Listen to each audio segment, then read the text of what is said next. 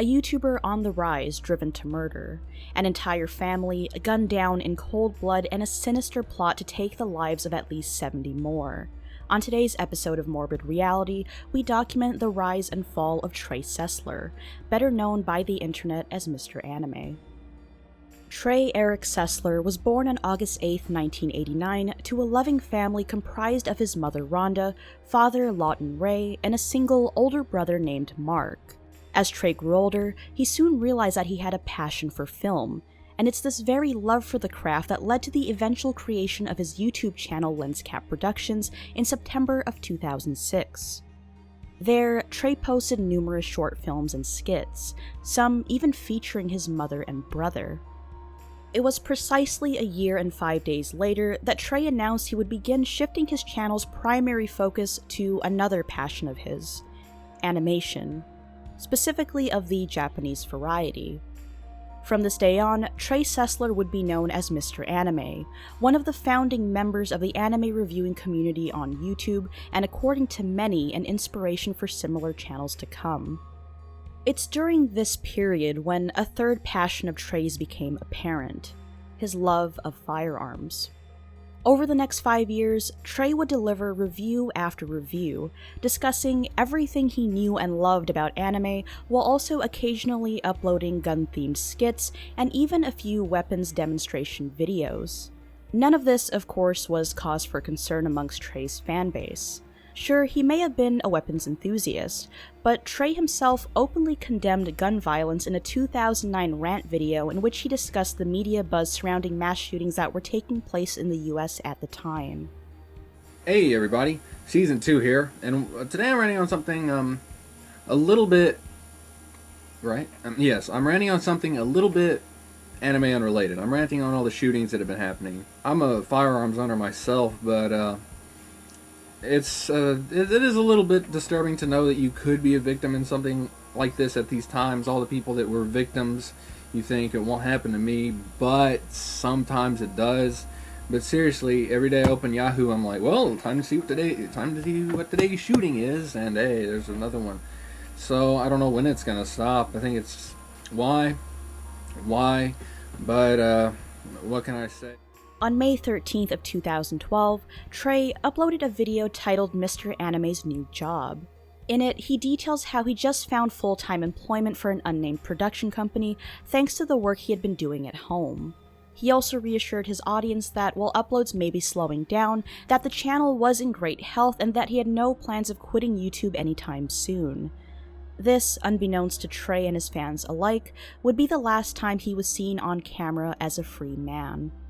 Just 1 week following Trey's update, horrifying accusations sent shockwaves throughout YouTube's anime community.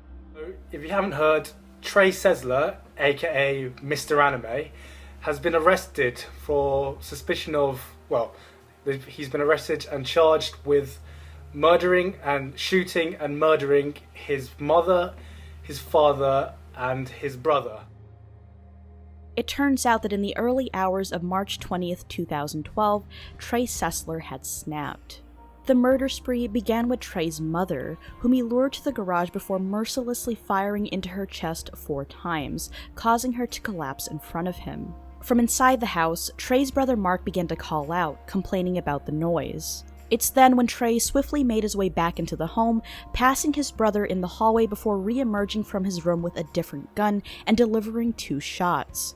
Mark, although wounded, managed to crawl into the nearby bathroom and to lock the door as Trey began to make his way to their parents' bedroom, where their barely conscious father had been resting. After shooting his father twice, Trey decided to retrace his steps, later admitting to police that he wanted to ensure that his family was in fact dead and that no one was suffering from their injuries. Trey then broke down the bathroom door and delivered the final blows to his brother, who had been curled up on the floor in the fetal position.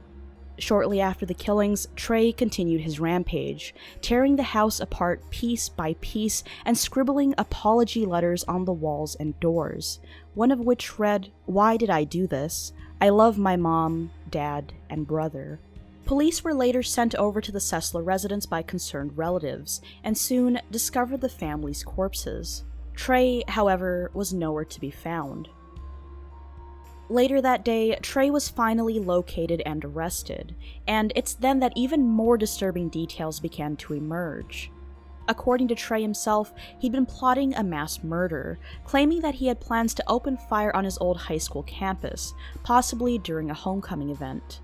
Other versions of his plan included running a car into the school's cafeteria or opening fire on a local festival that took place each year.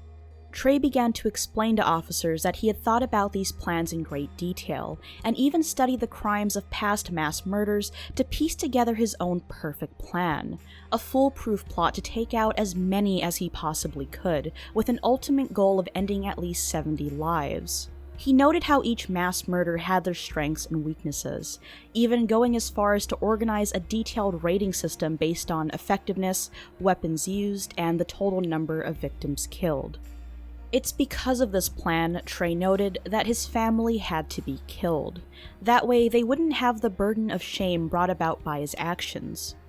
Just a few hours after killing his family, Trey found himself in the parking lot of nearby Wallace Junior High School, armed with an assault rifle and hundreds of rounds. This, as he put it in a later interview, was his opportunity to carry out what he had been planning for so long. Trey, however, ultimately didn't go through with his plan, later telling police it was because everything had gotten, quote, too real. Although Trey had been planning to commit mass murder for quite some time, the slaying of his family, however, seemed almost completely unplanned. When questioned by police about whether or not Trey had an argument of sorts at home before the killings, Trey said, "If I would have woken up that day and you would have come to me and asked, 'Are you going to kill your family tonight?' I would have definitely said no." So far, no real motive has been established, and Trey has since pleaded guilty to his crimes and is currently serving a life sentence without the possibility of parole.